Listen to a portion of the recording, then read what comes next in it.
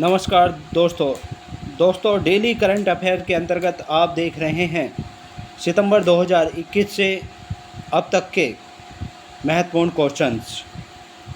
तो चलिए शुरू करते हैं। देखिए क्वेश्चन नंबर 1, दिसंबर 2021 में शक्ति आपराधिक कानून किस राज्य द्वारा पारित किया गया? दिसंबर 2021 में शक्ति आपराधिक कानून जो पारित किया गया था वो महाराष्ट्र राज्य द्वारा किया गया था। सी पार्ट करेक्ट आंसर है। और इसके बारे में और डिटेल देख लेते हैं। महाराष्ट्र शक्ति आपराधिक कानून, महाराष्ट्र संशोधन विधेयक 2020 के तहत यह कानून पारित किया गया है। और इस कानून का उद्देश्य महिलाओं और बच्चों के खिलाफ अपराध को रोकना है। महिलाओं और बच्चों के खिलाफ अपराध को रोकना है। और इस कानून में महिलाओं के खिलाफ अपराध और मौत की सज़ा सहित कड़े कानून के प्रावधान हैं। कड़े कानून का प्रावधान इसमें किया गया है महिलाओं और बच्चों के खिलाफ। और इस अधिनियम में बलात्कार और सामूहिक बलात्कार के मामलों में मौत की सज़ा को शामिल करने के लिए मौजूदा आपराधिक कानून में संशोधन किया गया है। मौजूदा आपराधिक कानून में संशोधन किया गया है। और आगे देखिए, इस कानून में महिलाओं और नाबालिगों के खिलाफ यौन हिंसा के मामलों में जुर्माना और सज़ा बढ़ा दी गई है। और पॉक्सो एक्ट के तहत जघन्य मामलों में यौन उत्पीड़न की सज़ा को बढ़ाकर मौत की सज़ा कर दिया गया है इसमें अब। और इन मामलों में सुनवाई दिन प्रतिदिन चार्जशीट दाखिल होने की तिथि से 30 दिनों के भीतर पूरा किया जाना है। ये भी निश्चित हुआ है कि 30 दिनों के भीतर पूरा किया जाना है। और धारा 326A के तहत तेजाब से हमलों के मामलों में कम से कम 15 वर्ष की सज़ा का प्रावधान किया गया है। तेजाब से हमलों के मामलों में कम से कम कितने वर्ष की? 15 वर्ष की सज़ा का प्रावधान किया गया है धारा 326A के तहत।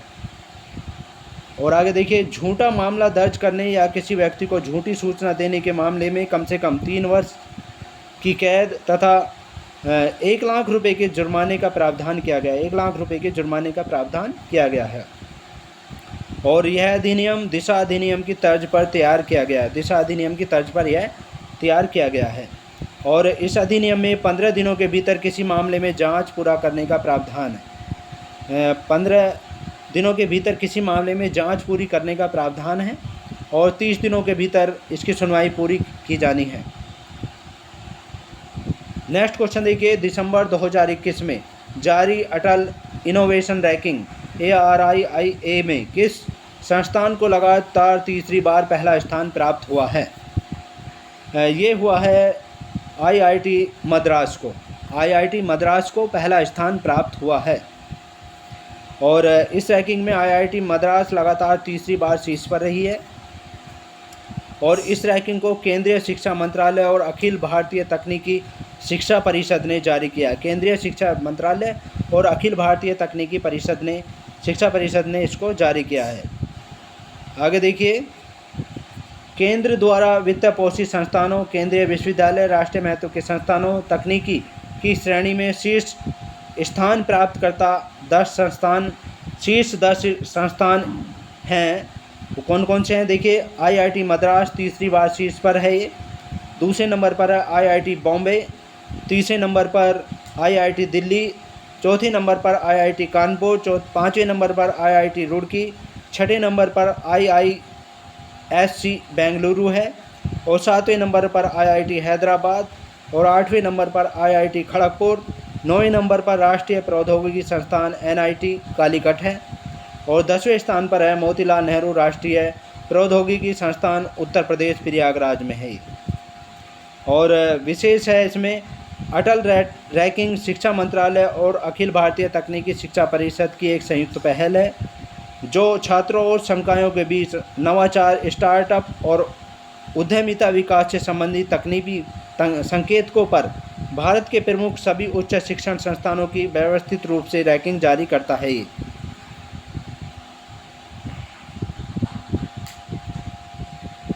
नेक्स्ट क्वेश्चन देखिए, अक्टूबर 2021 में कोयला मंत्रालय ने कैप्टिव खानों से कोयले की कितने प्रतिशत बिक्री के लिए नियम अधिसूचित किए हैं? अक्टूबर 2021 में कोयला मंत्रालय ने कैप्टिव खानों से कोयले की कितने प्रतिशत बिक्री के लिए नियम अधिसूचित किए हैं? करेक्ट आंसर है 50%। ए पार्ट करेक्ट आंसर है। 50% बिक्री के लिए नियम अधिसूचित किए हैं। और डिटेल बता देते हैं इसके बारे में। देखिए, संशोधित अधिनियम है ये, खनिज रियासत अधिनियम 1960 का संशोधित अधिनियम है।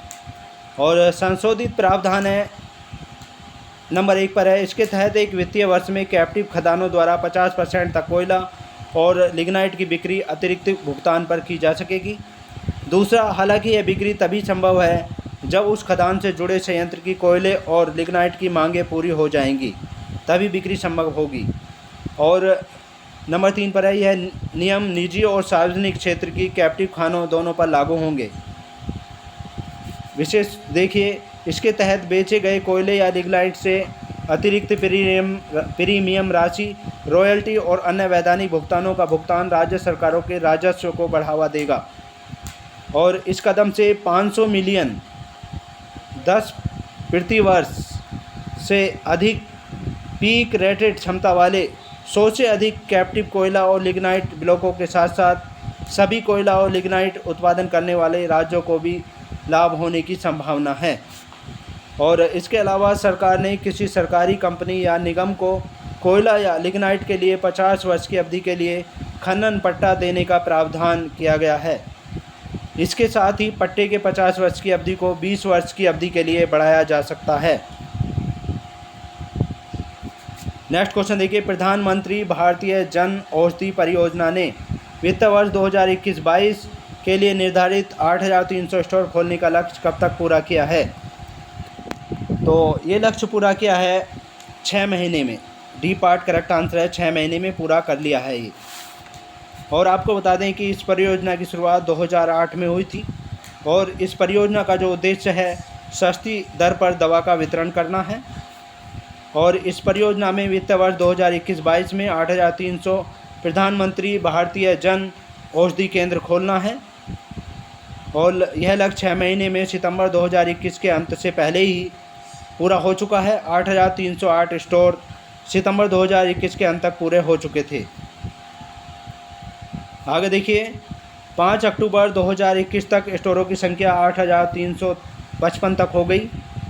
और इस परियोजना के तहत मार्च 2024 तक 10,000 प्रधानमंत्री भारतीय जन औषधि केंद्र खोलने का लक्ष्य रखा गया है। यानी मार्च 2024 तक 10,000 प्रधानमंत्री भारतीय जन औषधि केंद्र खोलने का लक्ष्य रखा गया है।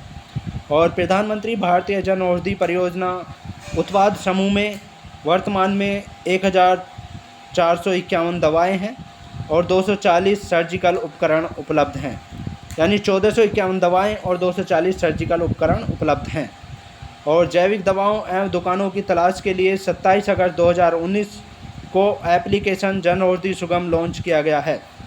यानी जैविक दवाओं एवं दुकानों की तलाश के लिए 27 अगस्त 2019 को एक एप्लीकेशन लॉन्च किया गया था, जन औषधि सुगम। नेक्स्ट क्वेश्चन देखिए, भारत के पहले स्वदेशी उच्च राग कोयला गैसीकरण आधारित मेथनॉल उत्पादन संयंत्र का उद्घाटन कहाँ किया गया है? भारत के पहले स्वदेशी उच्च राग कोयला गैसीकरण आधारित मेथनॉल उत्पादन संयंत्र का उद्घाटन कहाँ किया गया है? सी पार्ट करेक्ट आंसर है, हैदराबाद में किया गया है। और इस संयंत्र का उद्घाटन 2021 में सितंबर 2021 में किया गया है। और भारत हैवी इलेक्ट्रिकल्स लिमिटेड भेल अनुसंधान एवं विकास केंद्र हैदराबाद में किया गया इसका उद्घाटन। यह संयंत्र नीति आयोग द्वारा समर्थित है तथा विज्ञान और प्रौद्योगिकी विभाग ने इस योजना के लिए 10 करोड़ रुपए का अनुदान दिया है। विज्ञान और प्रौद्योगिकी विभाग ने इस योजना के लिए 10 करोड़ रुपए का अनुदान दिया है और यह नीति आयोग द्वारा समर्थित है। मुख्य तत्व देखिए, इस संयंत्र से प्रतिदिन 0.25 मीट्रिक टन मेथनॉल उत्पादन का लक्ष्य रखा गया है तथा इस मेथनॉल की शुद्धता 98 से 99.5% होगी इस मेथनॉल की शुद्धता। और इस मेथनॉल का उपयोग मोटर ईंधन, जहाज के ईंधन को विद्युत आपूर्ति, स्वच्छ ऊर्जा उत्पन्न करने में सहायक है। और वर्ष 2016 में BHEL ने नीति आयोग की सहायता से भारतीय उच्च राग कोयला वैश्वीकरण पर कार्य प्रारंभ किया था। 2016 से किया था ये। और मेथनॉल डीजल सदृश एक तरल ईंधन है। मेथनॉल डीजल की तरह ही एक तरल ईंधन है।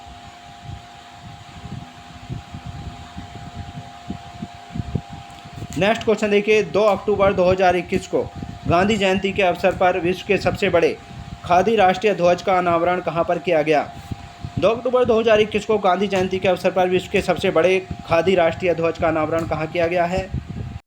सी पार्ट करेक्ट आंसर है, लेह में किया गया है। इस ध्वज का अनावरण लद्दाख के लेह में गांधी जयंती के अवसर पर किया गया। 2 अक्टूबर 2021 को किया गया था। यह ध्वज 225 फीट लंबा और 150 फीट चौड़ा है तथा इसका वजन लगभग 1400 किलोग्राम है। इसका वजन 1400 किलोग्राम है और इस ध्वज को खादी और ग्रामोद्योग आयोग द्वारा बनाया गया है। प्रमुख तथ्य देखिए, यह ध्वज मुंबई स्थित खादी डायर और प्रिंटर द्वारा बनाया गया है और इस ध्वज में अशोक चक्र का व्यास 30 फीट है। अशोक चक्र का जो व्यास है वो 30 फीट है और इस ध्वज को तैयार करने में 70 कारीगरों को पूरे 49 दिन लगे थे। 70 कारीगरों को पूरे 49 दिन लगे थे इस ध्वज को तैयार करने में। और ध्वज बनाने में हाथ से काते एवं हाथ से बुने हुए खादी कॉटन का उपयोग किया गया है। हाथ से काते एवं हाथ से बुने खादी कॉटन का उपयोग किया गया है और इस राष्ट्रीय ध्वज को पहाड़ों की ऊंची चोटी पर लगाने की जिम्मेदारी सूरा सोई इंजीनियर रेजिमेंट को सौंपी गई है। सूरा सोई इंजीनियर रेजिमेंट को सौंपी गई है। नेक्स्ट क्वेश्चन देखिए, अक्टूबर 2021 में उत्तर प्रदेश के किस जिले में किसानों के विरोध प्रदर्शन के दौरान भड़की हिंसा में 8 लोगों की जान चली गई थी? तो ये चली गई थी, सी पार्ट करेक्ट आंसर है, लखीमपुर खीरी जिले में चली गई थी और यह घटना लखीमपुर खीरी के तिकोनिया क्षेत्र की है। उत्तर प्रदेश के उप मुख्यमंत्री दौरे के दौरान किसान विरोध प्रदर्शन में भड़की हिंसा में 8 लोगों की मौत हो गई थी। नेक्स्ट क्वेश्चन देखिए, सितंबर 2021 में किस आयोग ने राष्ट्रीय राजधानी क्षेत्र एवं आसपास के क्षेत्रों में वायु प्रदूषण को कम करने की दिशा में कदम उठाए हैं? सितंबर 2021 में किस आयोग ने राष्ट्रीय राजधानी क्षेत्र एवं आसपास के क्षेत्रों में वायु प्रदूषण को कम करने की दिशा में कदम उठाए हैं? ए पार्ट करेक्ट आंसर है, वायु गुणवत्ता प्रबंधन आयोग ने ये विशेष कदम उठाए हैं और वायु गुणवत्ता प्रबंधन आयोग ने वायु प्रदूषण को कम करने हेतु यह कदम उठाए हैं। यह आयोग पर्यावरण, वन एवं जलवायु परिवर्तन मंत्रालय से संबंध है। पहली बात तो यह है कि यह आयोग पर्यावरण, वन एवं जलवायु परिवर्तन मंत्रालय से संबंध है और आयोग ने पंजाब एनसीआर राज्यों में पराली जलाने की रोकथाम के लिए विस्तृत कार्य योजना तैयार की है। प्रमुख तथ्य देखिए, खेतों में फसल अवशेष का प्रबंधन यह कृषि मंत्रालय की CRM योजना द्वारा समर्थित है और खेतों से बाहर फसल अवशेष प्रबंधन किया गया है।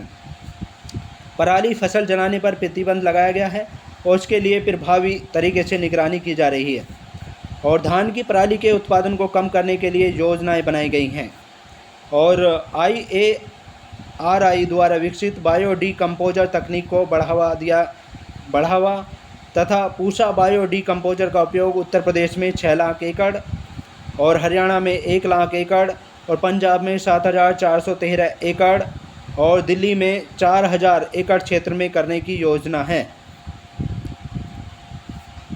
और उद्योग में कोयले का उपयोग कम करने के लिए हरियाणा, उत्तर प्रदेश और राजस्थान सरकार को सलाह दी गई है। शून्य उत्सर्जन वाहनों यातायात को अनिवार्य करने संबंधी परामर्श दिया गया है। नेक्स्ट क्वेश्चन देखिए, अक्टूबर 2021 में पश्चिम बंगाल की GI टैग वाली मिठाई मिहिदाना की पहली खेप किस देश को निर्यात की गई? अक्टूबर 2021 में पश्चिम बंगाल की GI टैग वाली मिठाई मिहिदाना की पहली खेप किस देश को निर्यात की गई? ये की गई, ए पार्ट करेक्ट आंसर है, बहरीन देश को निर्यात की गई है और वाणिज्य एवं उद्योग मंत्रालय के तहत यह निर्यात किया गया है। वाणिज्य एवं उद्योग मंत्रालय के तहत यह निर्यात किया गया है। इसका उद्देश्य स्वदेशी और भौगोलिक पहचान, जिसे GI कहा जाता है, GI टैग कहा जाता है, उत्पादों को बढ़ावा देना है। स्वदेशी और भौगोलिक पहचान, GI टैग उत्पादों को बढ़ावा देना है और इस मिठाई का निर्यात एपीडा पंजीकृत मेसर्स DM इंटरप्राइजेज कोलकाता द्वारा किया गया है। एपीडा पंजीकृत मेसर्स DM इंटरप्राइजेज कोलकाता द्वारा किया गया है। प्रमुख तथ्य देखिए, इसका आयात अल जजीरा ग्रुप बहरीन द्वारा किया गया है और GI टैग वाली मिहिदाना मिठाई को पश्चिम बंगाल के वर्धमान ज़िले से प्राप्त किया गया है। पश्चिम बंगाल के वर्धमान ज़िले से प्राप्त किया गया है मिहिदाना मिठाई को और पश्चिम बंगाल के वर्धमान को वर्ष 2017 में मिहिदाना मिठाई के लिए जीआई टैग प्राप्त हुआ था। पश्चिम बंगाल के वर्धमान को कब टैग प्राप्त हुआ था मिहिदाना मिठाई में? ये 2017 में प्राप्त हुआ था। ये बहुत ही इम्पोर्टेंट पॉइंट है। नेक्स्ट क्वेश्चन देखिए, वर्ष 2021 में कामधेनु दीपावली अभियान का शुभारंभ किस माह में किया गया? कामधेनु दीपावली अभियान का शुभारंभ किस माह में किया? करेक्ट आंसर है अक्टूबर माह में किया गया। कामधेनु दीपावली अभियान का शुभारंभ अक्टूबर माह में किया गया। और इस अभियान का उद्देश्य पर्यावरण के अनुकूल निर्मित वस्तुओं को प्रोत्साहित करना है। और यह अभियान मत्स्य पालन, पशुपालन और डेयरी मंत्रालय से संबंध है। मत्स्य पालन, पशुपालन और डेयरी मंत्रालय से यह अभियान संबंध है। और इस अभियान के मार्गदर्शनकर्ता डॉक्टर वल्लभ भाई कथीरिया हैं। डॉक्टर वल्लभ भाई कथीरिया इस अभियान के मार्गदर्शनकर्ता हैं। राष्ट्रीय कामधेनु आयोग ने वर्ष 2021 में दीपावली के अवसर पर कामधेनु दीपावली अभियान मनाने का फैसला किया था। मुख्य तथ्य देखिए, इस अभियान के तहत गौ में दिए, लक्ष्मी गणेश की गौ में मूर्ति से घर घर में पूजन किया जाएगा। गौ में दिए यानी गोबर, जो गौ का गोबर होता है उससे बने हुए दिए। और अंतर्राष्ट्रीय स्तर पर गाय के पंचगव्य से लगभग 300 वस्तुएं बन रही हैं, जिनमें दीपक, मोमबत्ती, दिए, हवन सामग्री, हाइब्रिड बोर्ड, धूमबत्ती, अगरबत्ती आदि शामिल हैं। गाय के पंचगव्य से 300 वस्तुएं बन रही हैं। राष्ट्रीय कामधेनु आयोग मत्स्य पालन, पशुपालन और डेयरी मंत्रालय के पशुपालन और डेयरी विभाग के तहत काम करने वाली एक एजेंसी है, जिसकी स्थापना वर्ष 2019 में गायों की रक्षा के लिए की गई है। जिसकी स्थापना 2019 में की गई थी और गायों की रक्षा के लिए की गई थी, राष्ट्रीय कामधेनु आयोग की। नेक्स्ट क्वेश्चन देखिए, अक्टूबर 2021 में केंद्रीय स्वास्थ्य एवं परिवार कल्याण मंत्रालय ने ICMR के ड्रोन आधारित किस वैक्सीन डिलीवरी मॉडल का शुभारंभ किया है?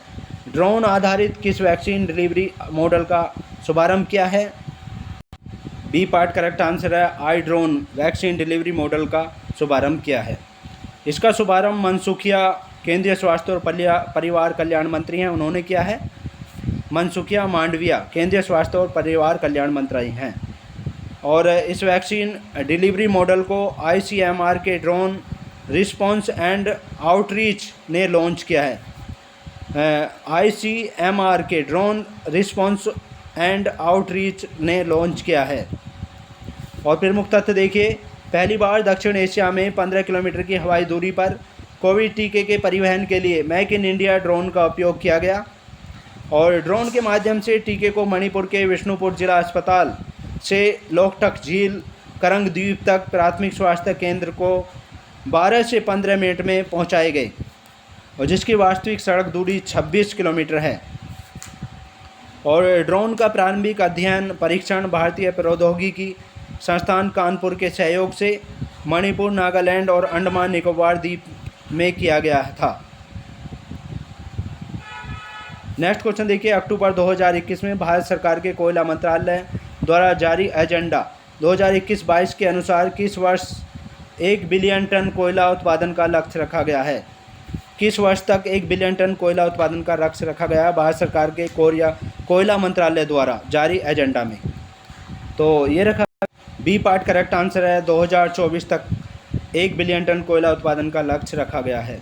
और कोयला मंत्रालय ने 2021-22 के लिए एजेंडा दस्तावेज को अंतिम रूप दिया है, और इसके तहत 2024 तक 1 बिलियन टन कोयला उत्पादन का लक्ष्य रखा गया है। यह दस्तावेज मुख्यतः 4 पहलुओं पर केंद्रित है। पहला, कोयला क्षेत्र में सुधार। दूसरा, कोयला क्षेत्र में परिवर्तन एवं निरंतरता। तीसरा, संस्थानों का निर्माण। चौथा, भविष्य का एजेंडा को भी ध्यान में रखा गया है। कोयला क्षेत्र में सुधार हेतु वित्तीय वर्ष 2021-22 के लिए परियोजनाएं निम्नलिखित हैं। नंबर 1 झरिया मास्टर प्लान है। नंबर 2 नियामक सुधार अन्वेषण है। कोयला संजीकरण है नंबर 3 पर। नंबर 4 कोयला खानों में सुरक्षा। नंबर 5 कोकिल कोल रणनीति है। नंबर 6 विपणन सुधार है। नंबर 7 भूमि अधिग्रहण सुधार है। नंबर 8 कोयला मूल्य निर्धारण सुधार है। नंबर 9 नीलामी के माध्यम से आवंटित खानों के कोयले के उत्पादन को प्रोत्साहन देने की रणनीति है। नेक्स्ट क्वेश्चन देखिए, अक्टूबर 2021 में वस्त्र मंत्रालय ने कितने रुपए के कुल परिव्यय के साथ व्यापक हस्तशिल्प क्लस्टर विकास योजना को जारी रखने की मंजूरी दी है। व्यापक हस्तशिल्प क्लस्टर विकास योजना CHCDS शॉर्ट में जिसे कहा जाता है CHCDS हस्तशिल्प क्लस्टर विकास योजना को मंजूरी दी है।